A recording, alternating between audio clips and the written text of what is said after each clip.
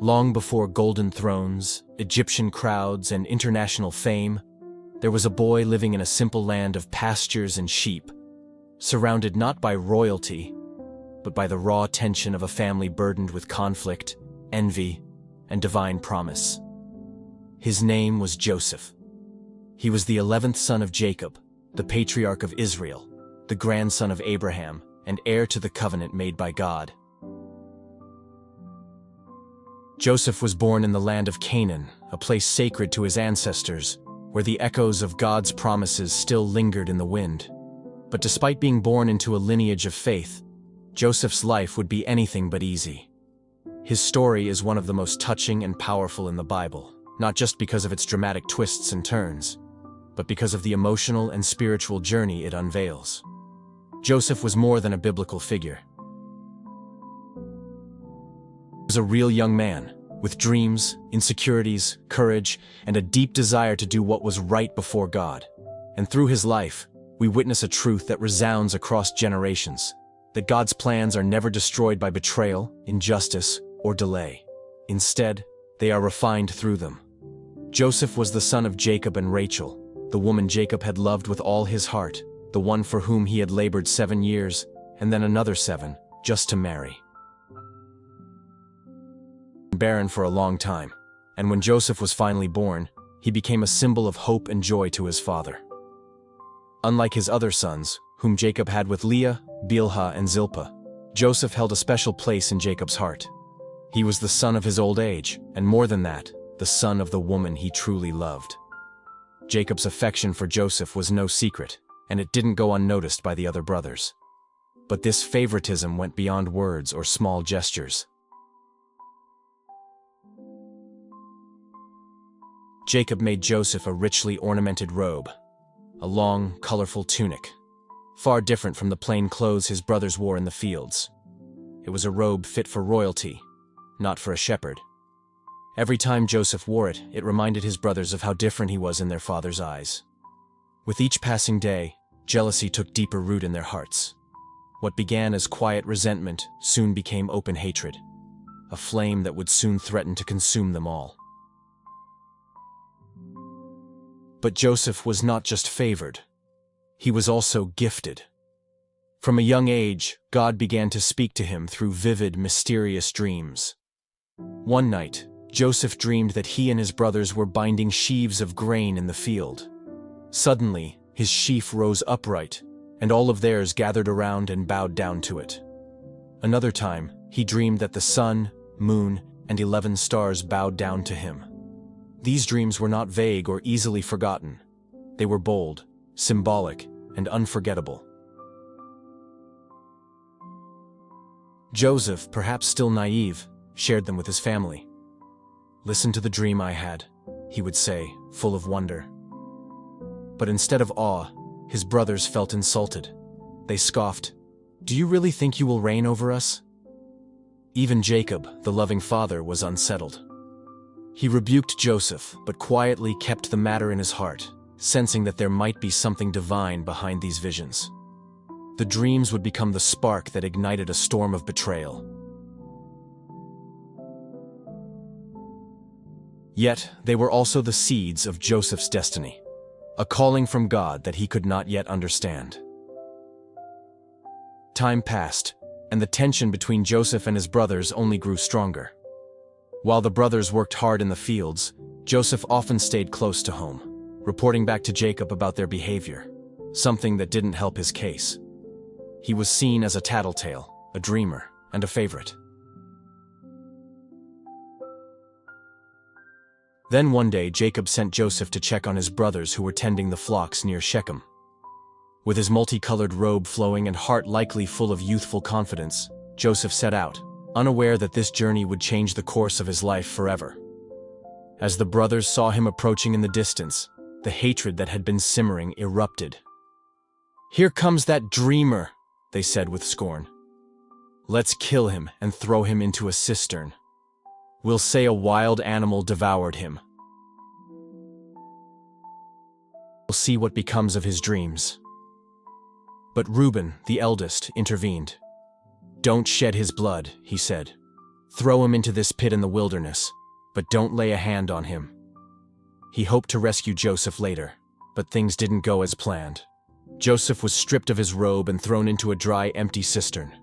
Alone and afraid, he sat in the darkness, betrayed by his own flesh and blood. As Joseph sat at the bottom of that cold, dry pit, he had no way of knowing what would happen next.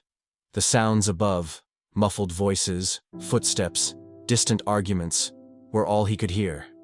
He was a teenager, terrified, humiliated, and utterly alone.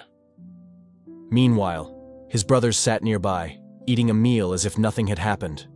Their hearts had grown hard.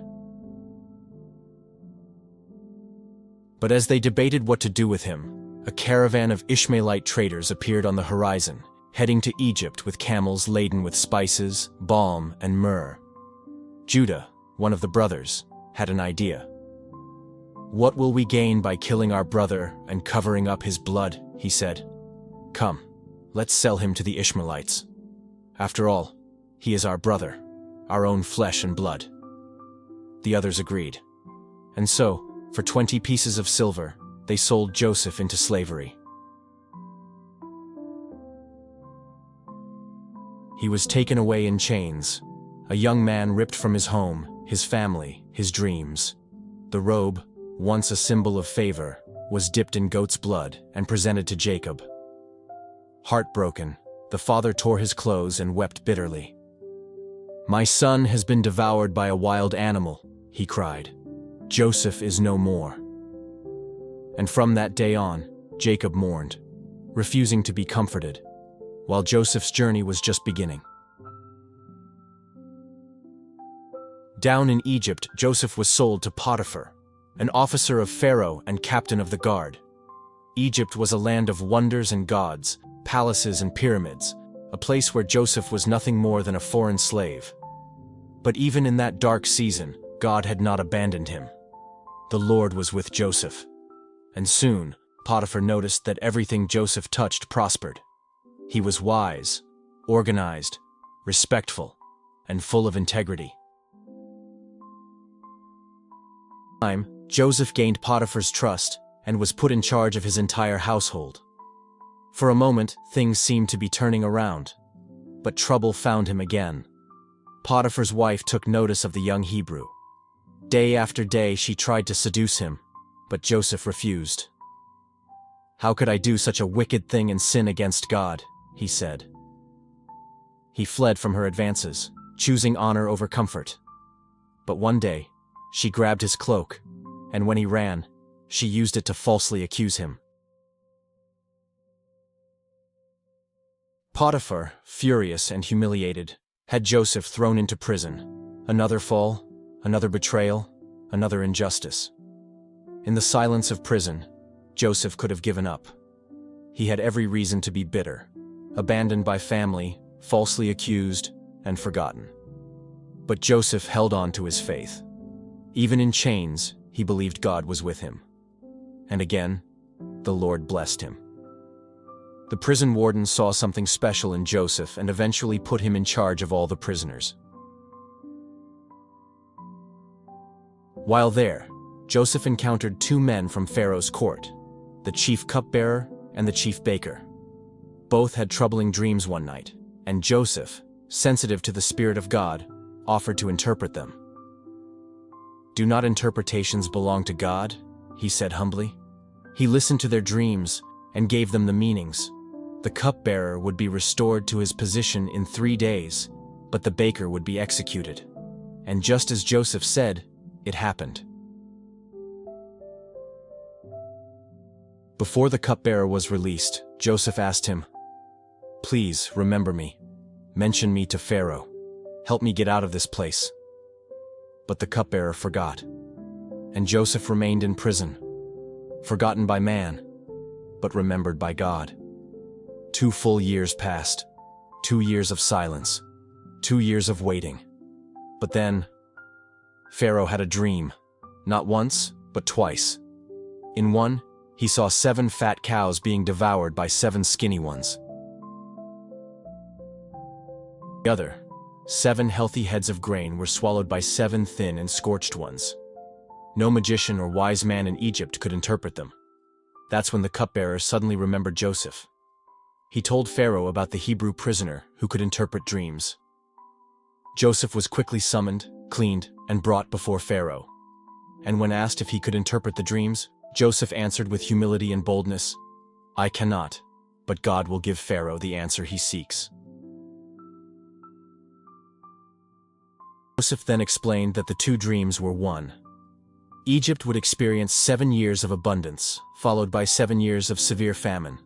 He advised Pharaoh to appoint a wise man to oversee the storing of food during the good years to prepare for the bad. Pharaoh was astonished. "Can we find anyone like this man, one in whom is the Spirit of God?" he asked. And just like that, Joseph, the slave, the prisoner, became governor over all Egypt, second only to Pharaoh. 9. Joseph's rise to power was nothing short of miraculous. In the blink of an eye, he went from prisoner to prince, dressed in fine linen, adorned with a gold chain, and riding in Pharaoh's second chariot. But Joseph never let his heart be lifted in pride. He remained grounded, knowing that everything he had came from God. He was 30 years old when he took command over Egypt, and immediately he set to work.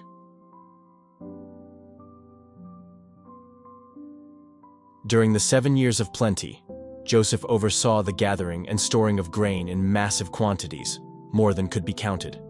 He organized cities, granaries, and supply routes, preparing the nation for what was to come.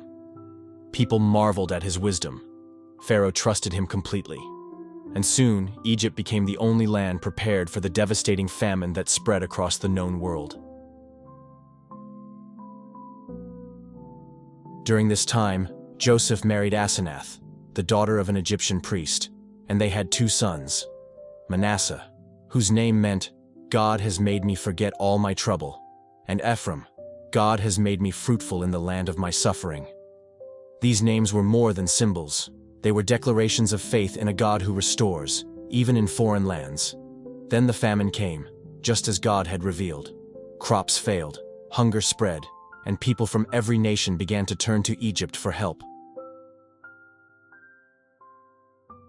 Back in Canaan, Joseph's family was suffering too. Jacob, old and weary, heard that grain was available in Egypt and sent 10 of his sons to buy food, all except Benjamin, his youngest and now most precious son. When they arrived in Egypt, they were brought before Joseph, though they didn't recognize him. More than 20 years had passed. He stood tall, dressed in Egyptian robes, speaking a foreign language through an interpreter. But Joseph recognized them immediately.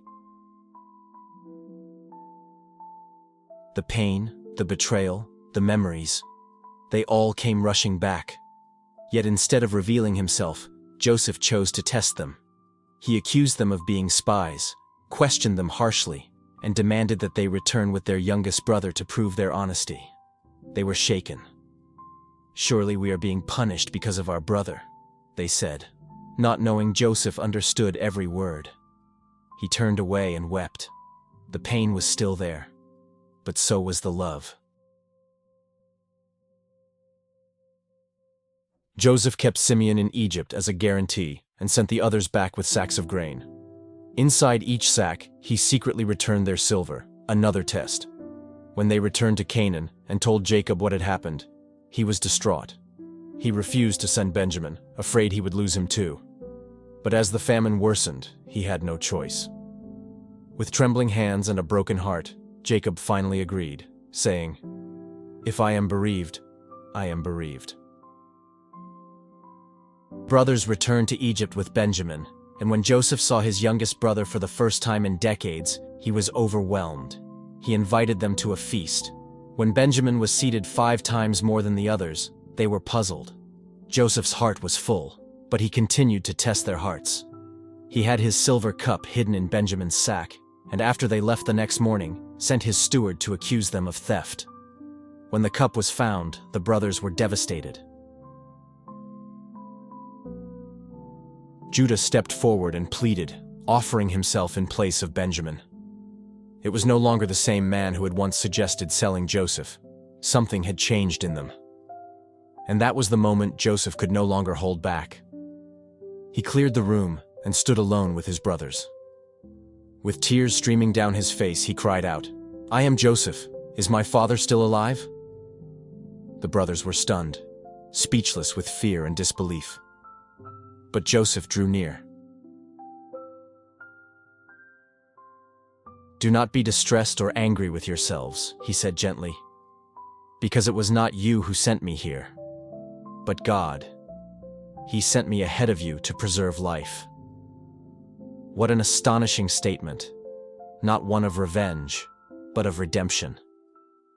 Joseph embraced them one by one, weeping loudly. The brothers wept too. Word reached Pharaoh, who welcomed Joseph's family with generosity. Soon, Jacob and all his sons, 70 in total, made the journey to Egypt. Joseph ran to meet his father. They embraced, and Jacob said, "Now I can die in peace, for I have seen your face and know you are alive." The family settled in the land of Goshen, and the years of famine passed. Joseph continued to lead with wisdom, always remembering the God who had never left him, not in the pit, not in prison, and not in power. Before his death, Jacob blessed each of his 12 sons, prophesying their futures and the destiny of their tribes. To Joseph, Jacob spoke of a fruitful vine by a spring, whose branches climbed over a wall. It was a blessing of strength, protection, and abundance. He also blessed Joseph's 2 sons, Manasseh and Ephraim, placing his right hand on the younger Ephraim, a symbol that God's plan often defies human expectations. Jacob then called all his sons to promise that after his death, they would carry his bones back to the land of Canaan, the promised land where their ancestors rested. This final act of faith was a reminder that no matter where God leads us, our true home is in His promises. After Jacob's death, Joseph's brothers feared that the old wounds might be reopened. But Joseph, remembering his own pain and God's grace, reassured them, "Do not be afraid. Am I in the place of God? You intended to harm me, but God intended it for good, to accomplish what is now being done, the saving of many lives." Joseph wept as he comforted them. His heart was free from bitterness. He understood that even betrayal and suffering can be woven into a greater plan, a plan of redemption and hope. Joseph's forgiveness was complete, and through it, the family was healed. His story is a timeless example of grace overcoming betrayal and faith conquering despair. Joseph lived to see his grandchildren and great-grandchildren. Before he died, he made his family promise that when God led them out of Egypt, they would carry his bones with them. Final words echoed faith in the God who fulfills his promises, even when the path is long and difficult. Joseph's journey from the pit to the palace reminds us that no matter what hardships we face, rejection, injustice, or loneliness, God's providence can turn our darkest moments into a testimony of hope. His story encourages us to trust God's timing, forgive those who hurt us, and hold on to the belief that through faith, we can overcome and fulfill the destiny God has designed for us.